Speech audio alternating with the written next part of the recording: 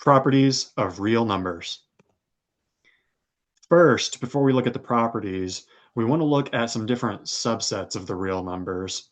And there are actually 5 different sets that we need to take a look at. First of all, we need to know about natural numbers. These are simply the numbers used for counting 1, 2, 3, 4, 5, 6, and so on and so on.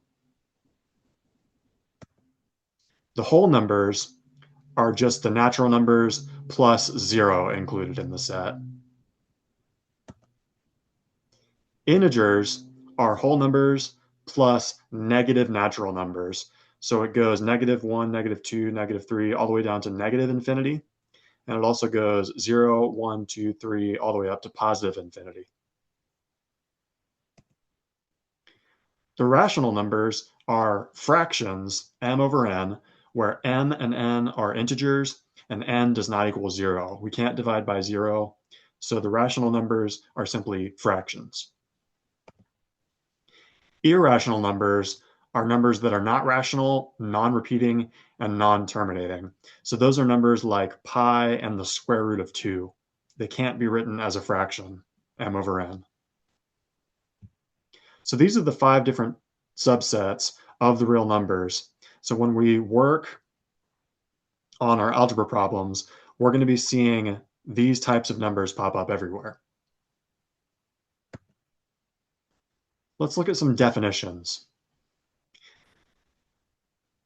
A variable is a symbol that acts as a placeholder for an unknown numerical value that can change.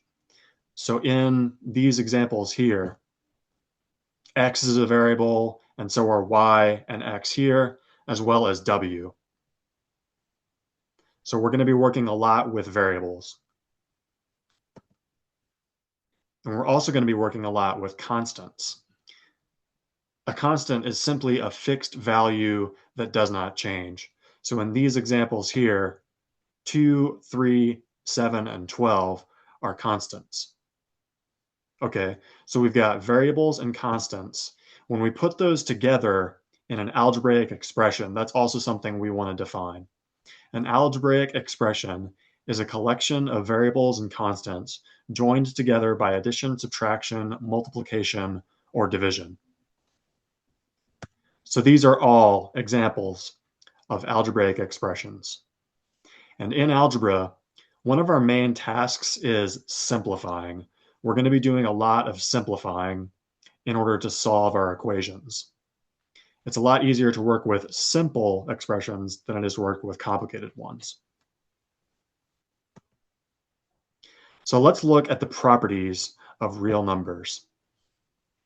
First off, we have something called the commutative property of addition. And this property just says that it doesn't matter what order I add these numbers in. So here I have variables, and here I have constants. I'm plugging in some values for the variables, and I want to know if this equation holds true. Does the commutative property of addition hold? Is 1 plus 2 the same as 2 plus 1? Yes, it is. We have 3 on the left-hand side and 3 on the right-hand side. So here's an example where we see the commutative property of addition at work. The second property is called the commutative property of multiplication.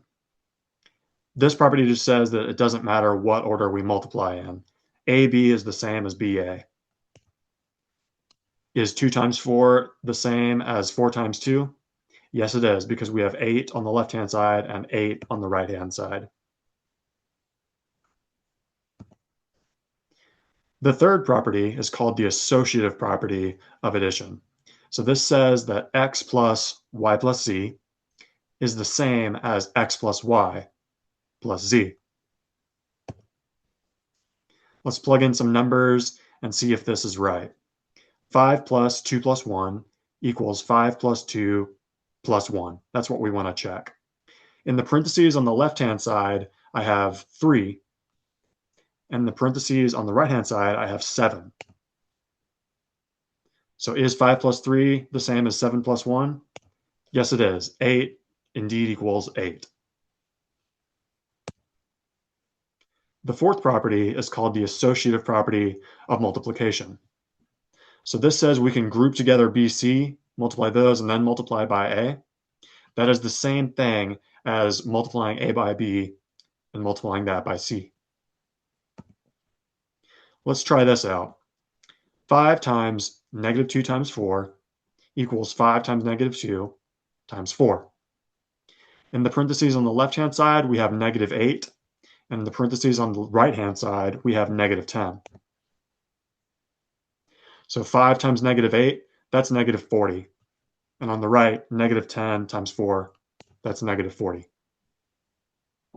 So this property holds.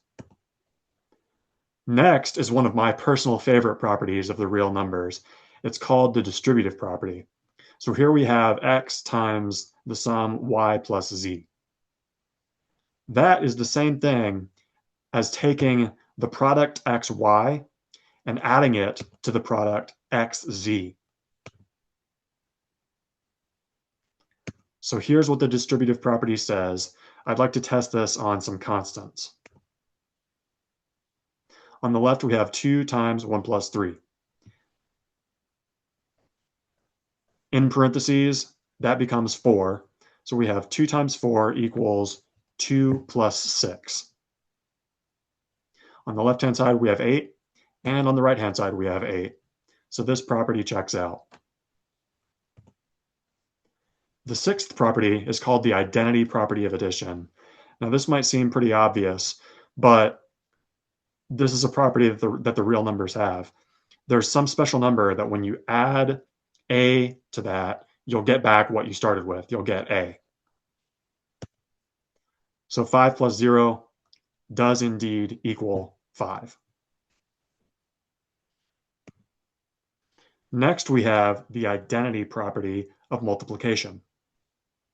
This says that there's a special number 1 where when you multiply it by x, you just get back what you started with. You just get x. So does 6 times 1 equal 6? Yes, it does. The eighth property is called the inverse property of addition. This says that for any real number a, we can add negative a and always get 0. So negative a is the inverse. It's the additive inverse. Here we have 4 plus negative 4 on the left-hand side. That is the same thing as 4 minus 4. I've said it before and I'll say it again. Subtraction is just addition by a negative number. So 4 minus 4 is 0. 0 equals 0. The last property is called the inverse property of multiplication. This says that for any number x that's non-zero, because we can't divide by 0, for any number x, we can find the multiplicative inverse by taking 1 over x, and that will give us 1. So 9 times 1/9 equals 1. That's what we want to check. On the left-hand side, I have 9, which I can rewrite as 9 over 1. So now we have some fraction multiplication happening, and when we multiply fractions, the rule is to multiply the numbers in the numerator and then put that over the product of the numbers in the denominator. So fraction multiplication is really easy. I always say this in my classes. I always say that I would much rather multiply fractions than add them. When you add fractions, you have to get a common denominator, and that takes a lot of work.